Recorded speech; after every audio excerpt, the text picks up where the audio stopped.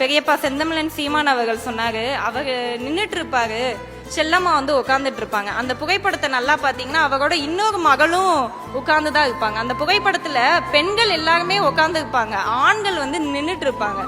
அவர் வீட்டுல அவர் பெண்ணியத்தை ஃபர்ஸ்ட் காமிச்சாருங்க, அப்புறம் தான் வெளியே வந்து பேசினாரு. அவர் வந்து செல்லம்மாக்கு எழுதின கடிதம் வந்து 2 தான் இருக்கு.